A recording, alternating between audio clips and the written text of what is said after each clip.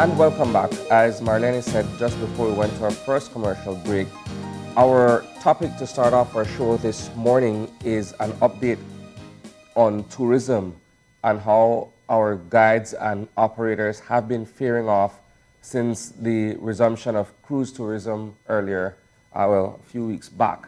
That being said, we have with us from the Kaya Tour Guides Association, Andy Bahadur. Good morning, Andy. Good morning, Miss Marlene. Good morning, Isani. You Nice are, to be here this morning. nice to have you here with us too. We also have with us Nikolai Alvarado, and he's from Blast. Good morning, Nick. Hi, good morning. Good morning, everyone. Good morning, Belize. Good morning, Marlene. Good morning, Sunny. All right, so let's begin with our friends out there in the Cayo district. I know that you guys are primarily dealing with overnight tourism, persons who come into the country who choose to adventure, if I may, into that side. What has it been like in terms of numbers and in terms of you guys being able to restore your livelihoods as operators? All right, good morning again. Thank you for having us. Again, we're the Coyote Tour Guide Association. It's a pleasure to be here. And I can speak from what I have observed. I've been on the road doing trips, transfers, tours. And so we have seen that a definite improvement in the uptake, the numbers increasing now that the borders are open. So we've seen a lot of our guys from our association who are now working. They're not doing the same as pre-COVID, but they're definitely back out. They're getting out. You see them on the road. You see them on the sites. So that's something very positive that we noticed from this event. So it has improved. It is getting there slowly, but I think most of our guides are getting back out there slowly but surely. Yeah. What has it been like for you, Andy, in terms of your day-to-day dealing with these visitors who are coming in across the border? I know you probably have certain measures that you have to take in terms of COVID awareness and what have you, but in terms of them trickling in and resuming your business, what has that been like for you from a personal standpoint? Well, for me personally, it's been good to get back out there. Since the last time we spoke here when the cruise ships are coming in. So we've been seeing that number of arrivals from the border, at least from what I've seen, it has continued. And for the most part, most of the guests are complying to the regulations. They're complying. They're more prepared now since it's been a while, as opposed to when it just opened. But when we get there at the border, there's very strict protocols. Only Gold Standard operators are allowed to pick up guests coming in. They need to show reservations at Gold Standard hotels for 3 nights minimum. And then we need to properly sanitize them, the luggage, we take the temperatures, logs. They're informed of the regulations in country. Regarding the mask, regarding the curfew, all of those things, I update them. And most of the guests are, willing, they're willingly able to comply to all of the regulations, requirements here. So it's a very smooth process now as compared to when it just opened. So we've seen that, cooperation from guests that are coming in from this side. Nikolai, tell us about about Blast and some of the things that your members are saying. One of the things we know is still ongoing is getting smaller operators up to standard with the Gold Standard itself. Yes, slowly but surely, everyone is getting their gold standard in place. Like the cruise tourism, I could speak on the cruise tourism a little. When it first started in July the 7th, I was out there just to observe. We had about 2 guests, I think, booked that day. Not much local operators were out there. The buses were going from the cruise line, of course, and they have a bubble tour of unvaccinated people going with guides. I don't know why. But the second week, we saw an increase, third week an increase, and now going out there last week, I saw a lot more local operators and the taxi actually selling tours. Yeah. Now, but what concerns us now is this new SI that just came out last week, I believe, right? About tour guides have to present a vaccination card when going into a tour site, which we believe that it's not only the tour guides that have a threat to the tour site, but anyone that goes to a tour site, that should be across the board. And as I mentioned at first, you have the guests coming off the ship in a bubble tour that are not vaccinated going on a bus on their own. But that same guy taking them on that bus, socialize with all the other guys before they go on that bus, socialize with them when they come back off that bus. So I don't see the point in a so-called bubble tour, and then the guest goes to the site, they don't have to present a vaccination card. So why force that on the tour guides to present a vaccination card to go into a site if you have guests coming off the cruise line who are not vaccinated going into the site? So what's the point of that? Doesn't make sense to us. And So that's a big have you gotten members complaining about this particular change? Yes, we are actually, since it came out, it has been a discussion on our chat. We contacted various persons who are in charge in tourism, and they're still working on getting us an answer, and if it's going to be across the board, if they're going to put that to those from the cruise line as well who are not vaccinated, because that's just a myth. You could say that you have guests not vaccinated going on a bubble tour in a bus with a tour guide that is vaccinated. That's ridiculous, because like I said, the vaccination is good. It's like you're in your car and you have a seatbelt, and you will choose to use the seatbelt because the seatbelt will protect you, right? So that you don't get further injury if you get into an accident. So that's the case with the vaccination. So not because they're not vaccinated coming from a ship, that doesn't mean that they cannot give us the virus, or they cannot come with the virus. Or if we are vaccinated as tour guides, we cannot get the virus from them going into the place that are not vaccinated, So it's just a big concern why they are pushing it down on our tour guides and our local operators, when you have the bigger companies bringing in unvaccinated guests going into their sites as well. So that's a big concern for us as tour guides and operators, especially small operators that goes into these sites. Because the big operators, of course, if one of their guys gets sick with COVID, they have 100 other guides that they could hire.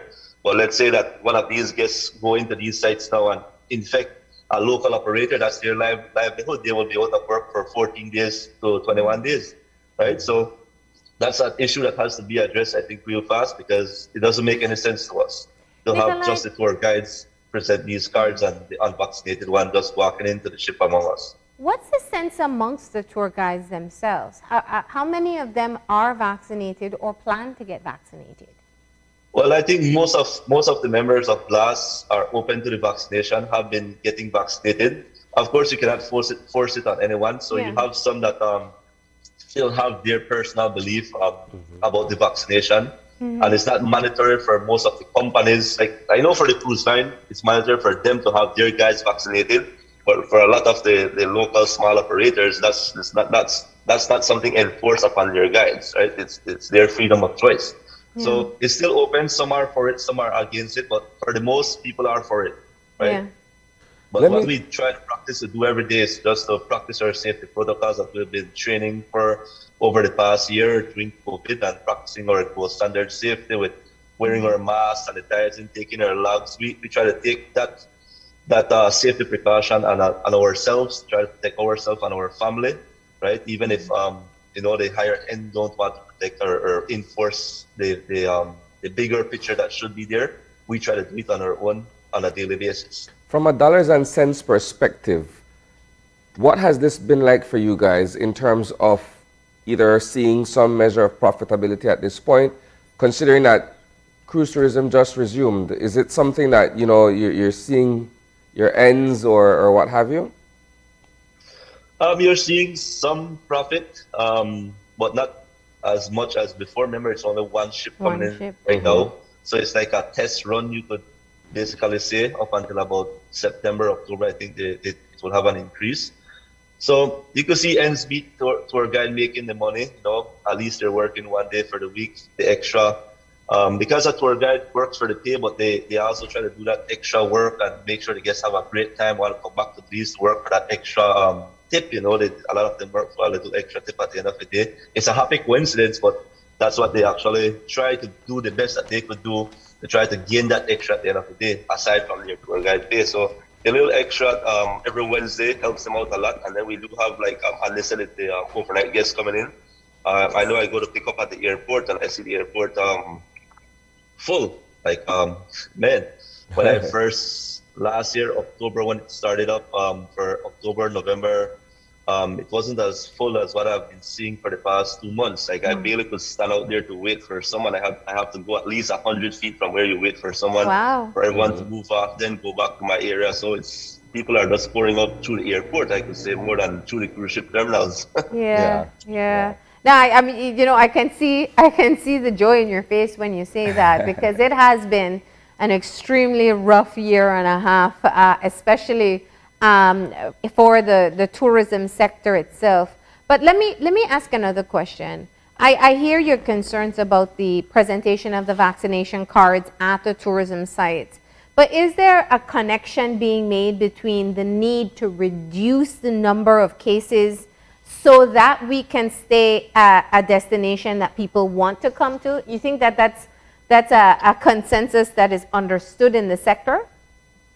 Yes, but look at this example, right? Before we the vaccination started to be spread and started to be encouraged amongst everyone. Before going to any other country, this is a discussion we've been having at Blast on our board. Okay. Before going, like if a tourist comes to Belize, like let's say Andy is a tourist coming from California, he comes to Belize. In order to go back to the US, he has to present a negative test to go back into the US. If he wants to go to Mexico, he has to present a negative test. If he wants to go back to Guatemala, he has to present a negative test. Now Belize is the only country that tourists could come. I'm vaccinated. Just come into the country. I don't have to present no test, which is, you don't know if they're coming negative or positive, because, like I said, the vaccination still doesn't prevent you from getting COVID. So they could be bringing the COVID although they're vaccinated. So I think how they had it set up first with presenting a negative test before coming into the country, that should have been kept, right? And the cases will have been done, because you don't know if it's the vaccinated people who are coming across bringing the virus. I mean, we could take their temperatures, yes, coming into the airport, but they could have met someone the day before and they don't show any symptoms. Yeah, that's right? interesting. So and then when they're in Belize, then the symptoms start to occur. Like on San Pedro right now, we part of our team from Blast, they have been monitoring 9 different guests that have COVID that came into the country that are staying at hotels, right? And now they're doing contact tracing, and these are vaccinated guests. Yeah, that's right? interesting. Yeah. Okay. So just imagine Belize is the only country you could come to, because the protocols come into our country, you don't have to present a negative test unless you have a vaccine. And a lot of the tourists that comes into Belize, especially from the cruise ship, that I've noticed, when they come off and they're like, hey, we got to take your temperatures and stuff, they're okay with it. They've been informed, but a lot of them are ignorant to it and say, oh, we're vaccinated, so we're safe, right? But the vaccination does not make you safe. You still could give me, I still could give you. It's just a preventative measure, so you don't go critical when you get the virus, right? So if presenting a negative test to come into country would have been upholded, I think the cases in Belize would have been lower. Let me ask another question. A lot of these tourists are coming from North America, from the US especially, and they are living in areas where they don't have to wear masks, they don't have to keep social distancing. What's it like enforcing these rules with the groups that you do have? Let's start with you, Andy. Yeah, that's something that we hear, but from my experience and working with the others, as long as the guests are informed, normally they will be informed before, prior to arrival. Yeah. But if you pick them up as a guide, you're doing a transfer, you're taking them to the hotel, you're taking them on a tour. Once you inform them of the regulations, the policies, and you let them know it's mandatory and it's required, and the reason is because you want to reduce the spread, the numbers, and all of that. From their end, it's been very easy to do. I think we have had some reports where, sadly, some of the hotels and other operators have not properly informed their guests. And I think they've even misinformed them, where they said, when they get to site, you don't need to wear the mask. Then it falls on the guide to then ensure that, you have to wear your mask when you're with the guide. In the vehicle, definitely. Outside, you have to wear it, except if you're doing something very strenuous or physical or in your water.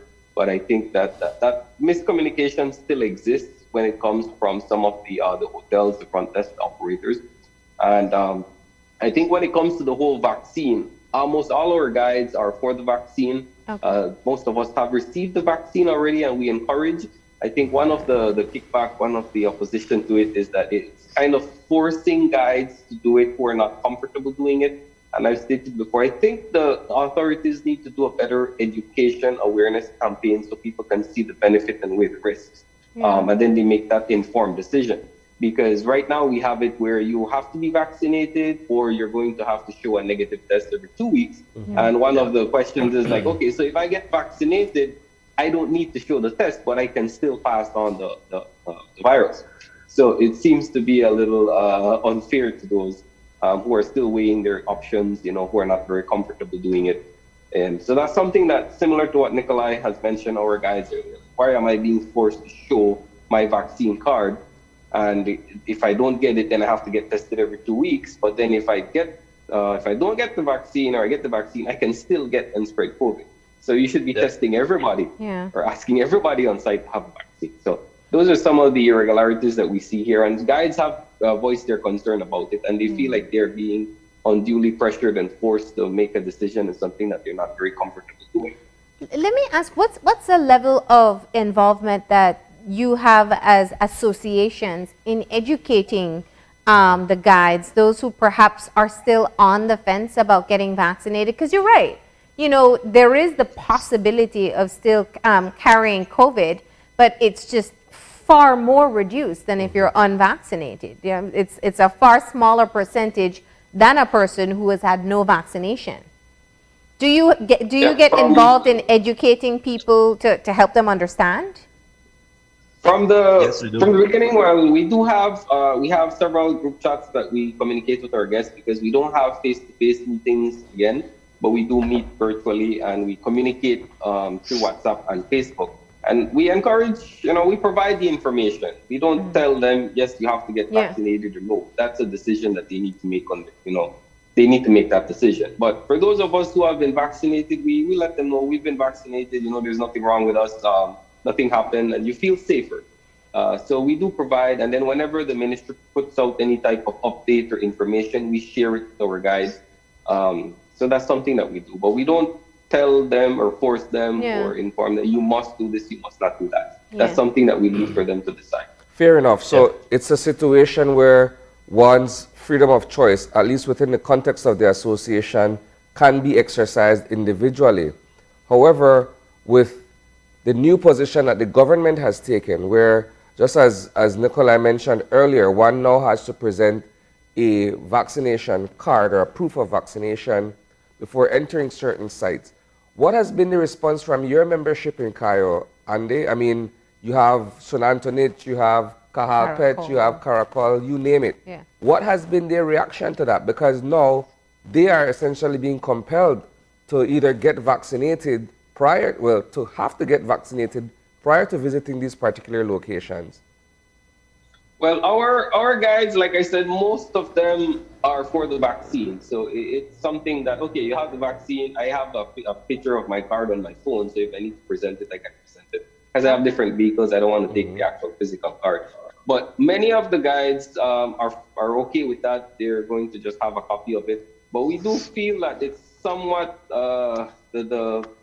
the end result that you're trying to achieve is not going to be there, because you have people that can go to the site on their own who don't have any vaccine, who don't have to produce anything. I mean, a taxi driver can drive guests to the site. They can pick up people in town, take them where they need to go. You have local Belizeans who can show up. You have people from different industries. Too many loopholes. So your issue is themselves. So it just seems like it's not going to have the desired effect. So if I understand clearly, gentlemen, sorry to interrupt, but I just want to be sure that I'm clear. Your issue is that it's only the tour guides who are being forced to present the vaccination cards, not all persons who go to the sites. Yeah. Okay.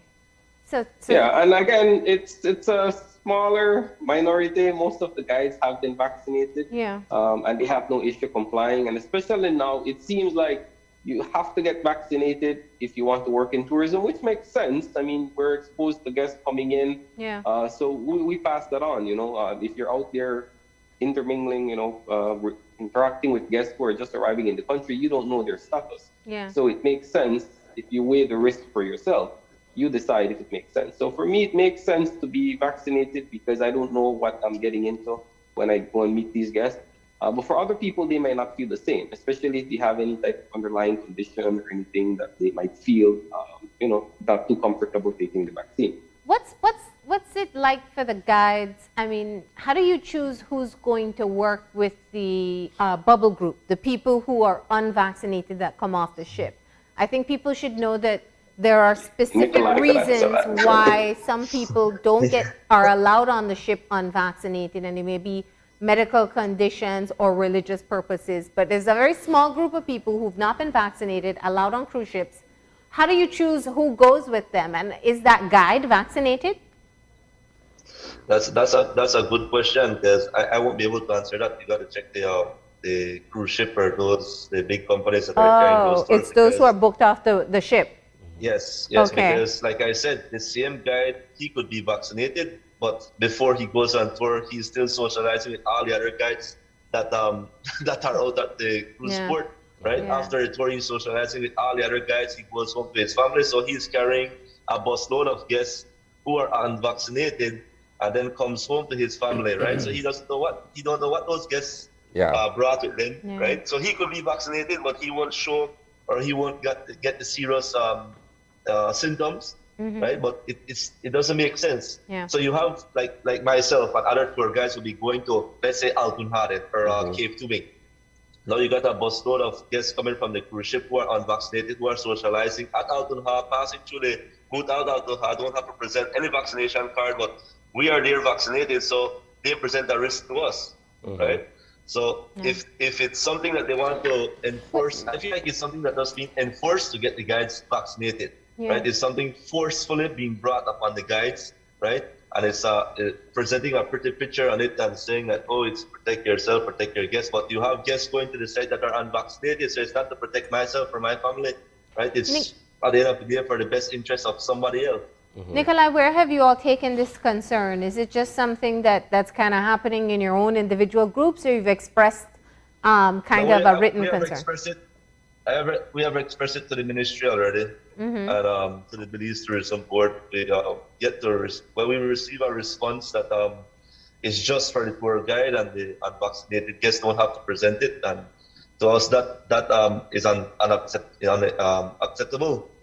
Because, like I said, they present a risk to us. So if you're going to be forcing our guides to present a vaccination card going into a site, then the guests who are unvaccinated from the cruise ship have to present a vaccination card. They can't go into our site unvaccinated if we ourselves from a guide cannot go in there but unvaccinated. It should be across the board. That's being biased in a way. Yeah.